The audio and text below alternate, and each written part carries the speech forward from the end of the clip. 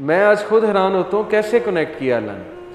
میں دبئی بھی گیا ٹریننگ لینے, جب ارادہ تھا دین پڑھنے کا پھر دبئی تک بھی گئے. انس بھائی سے پتہ نہیں اللہ نے کیسے ملوا دیا, 2010 میں مغیرہ سے کیسے ملوا دیا. میں ڈاکٹر بلال فلپ سے بھی ملا, جو عالم آتا تھا اس سے مستفید ہوتے تھے, فائدہ اٹھاتے تھے. تفسیر جب پڑھنے نکلا انس بھائی کے پاس بھی گیا, مختلف علماء کے پاس گیا, تفاسیر کا مطالعہ کیا. کیوں؟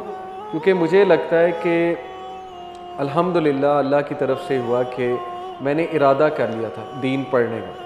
جب بندہ ارادہ کر لیتا ہے پھر اس کی راہ ہموار ہو جاتی ہے, پھر اللہ کنیکٹ کرتا ہے, پھر وہ ڈھونڈتا ہے اور اللہ اسے وہ چیز دے دیتا ہے جو چیز وہ ڈھونڈ رہا ہوتا ہے. تو اس لیے اگر آپ ارادہ کریں گے دین پڑھنے کا, دین کو سمجھنے کا, تو انشاءاللہ اللہ تعالیٰ آپ کو صحیح لوگوں کے ساتھ ہی کنیکٹ کرائے گا. اسپیشلی اگر آپ نماز میں اہدینا الصراط المستقیم بہت نیت کے ساتھ کہتے ہیں. اس کا ترجمہ ہے نا ہمیں صراط مستقیم پہ چلا, تو ایسا کیسے ہو سکتا ہے اللہ آپ کو جو ہے وہ صراط مستقیم کی جگہ غلط راستے پہ چلائے گا جبکہ آپ اس سے مانگ رہے ہیں کہ صراط مستقیم مجھے دے.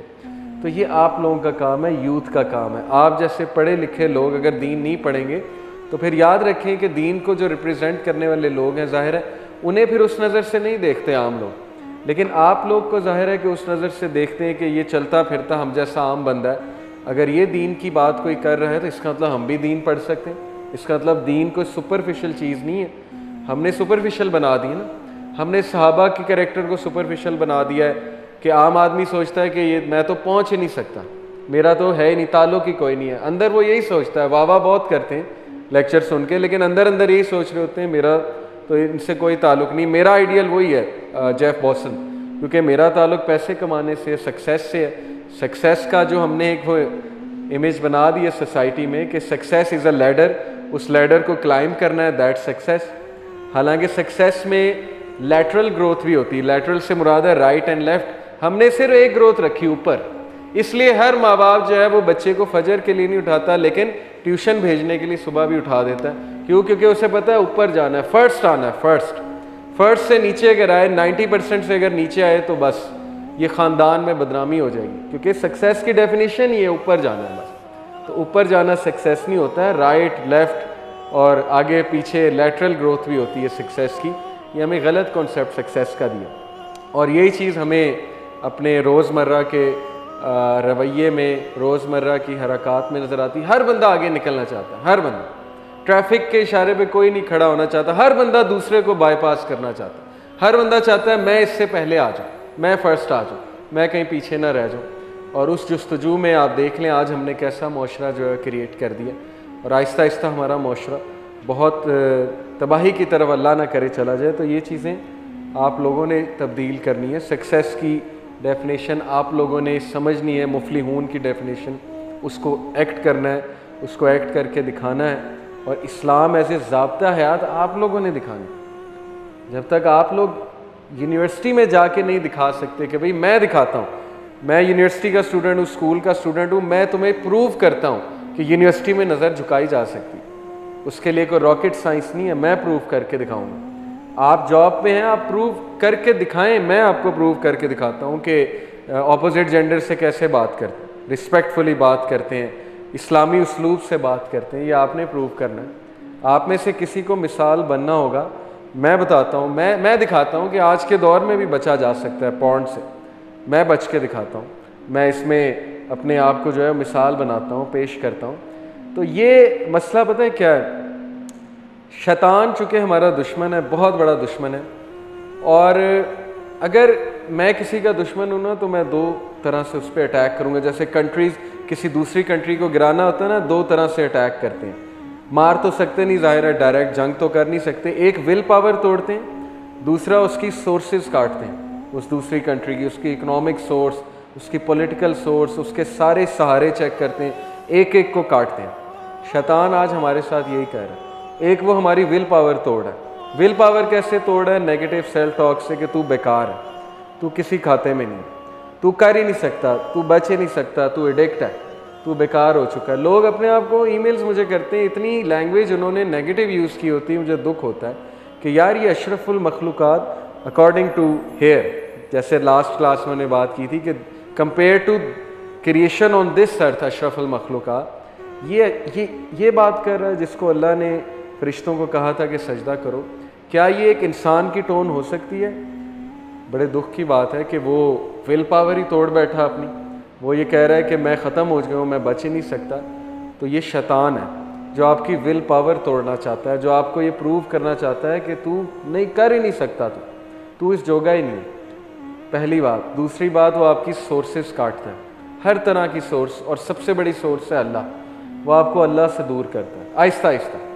پہلے نمازیں چھڑوا کے, پھر یہ کہ نمازوں کے حوالے سے دل میں ایک تنگی سی بنا کے کہ یار نماز کیوں میں پڑھوں, سستی سی ہوتی ہے نماز پڑھنے کے حوالے سے, اٹھا نہیں جاتا, نماز پڑھی نہیں جاتی. پھر اللہ سے جو ایک آدھی دعا آپ کر رہے تھے ہفتے میں وہ بھی جاتی ہے, اللہ سے تعلق ہی کوئی نہیں. پھر جو کبھی سوتے ہوئے کبھی اللہ سے بات کر لیتے تھے وہ بھی جاتا ہے. آہستہ آہستہ آہستہ آہستہ اللہ نکلتا جاتا ہے لائف سے, یعنی ہم خود نکالتے ہیں اللہ سبحانہ و تعالیٰ کے کانسیپٹ کو. تو یہ وہ ہماری سورس توڑ ہے, ہمارا تعلق توڑ ہے اللہ سے. جب اس نے دو چیزیں کر لی نا, آپ کی ول پاور توڑ دی اور آپ کا اللہ سے جو تھوڑا بہت کانٹیکٹ تھا وہ بھی توڑ دیا, تو پھر سمجھیں کہ وہ سکسیسفل ہو گیا آپ.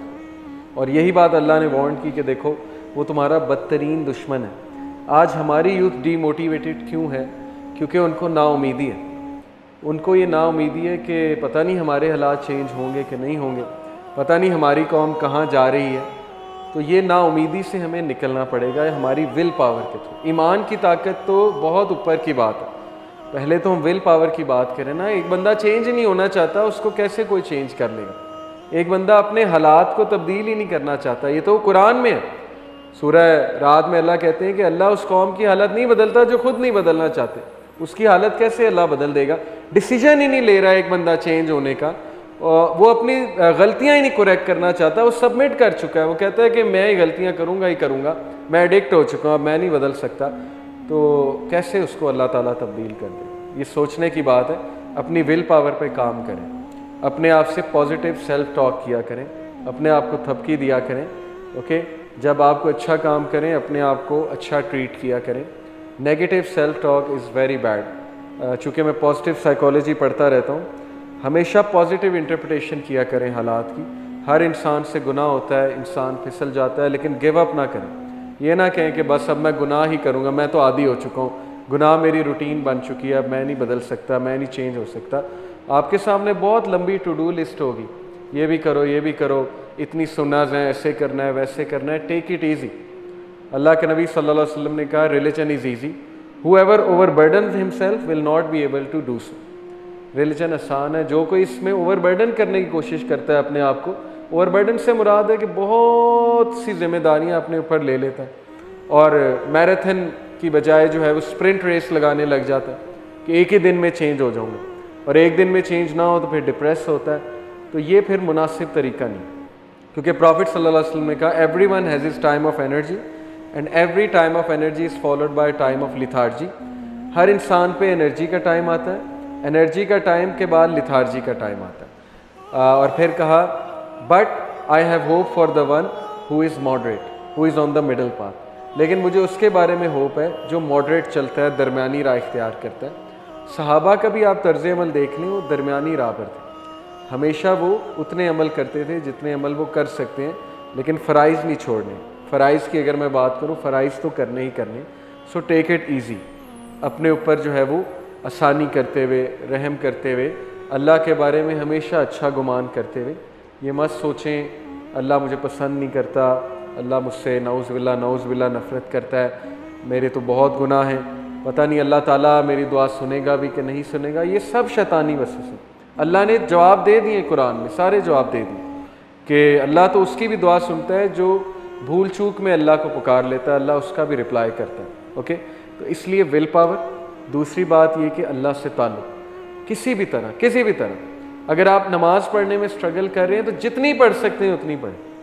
یہ نہیں سوچنا میں تو 5 نہیں پڑھ رہا لہٰذا ایک بھی نہیں پڑھوں گا, مجھ سے تو 5 نہیں پڑھی جاتی ہیں, ایک بھی نہیں پڑھوں گا. نہیں, اسٹیپ بائی اسٹیپ جتنا آپ اللہ کے قریب ہوتے جائیں گے, اللہ اس سے ڈبل آپ کے قریب ہوتا ہے. تو میں نے لاسٹ لیکچر میں بھی حدیث سنائی تھی. تو ان دو چیزوں کو کبھی ہاتھ سے نہ جانے دیں. یہ ہمارا اینٹی ڈوٹ ہے. ایک ول پاور انشاءاللہ, دوسرا اللہ تعالیٰ سے تعلق. اللہ سے تعلق سے ایمان بڑھے گا ہمارا. جب ایمان بڑھے گا ہم میں کیپیبلٹی آئے گی مشکل حالات کا مقابلہ کرنے کی. لیکن وہ ایمان بڑھانے کے ذریعے آپ کو پتہ ہونی چاہیے. اس میں سب سے بڑا ذریعہ ہے اللہ کی عبادت کرنا، اللہ تعالیٰ سے دعا کرنا اور قرآن مجید پہ غور کرنا، قرآن پڑھنا۔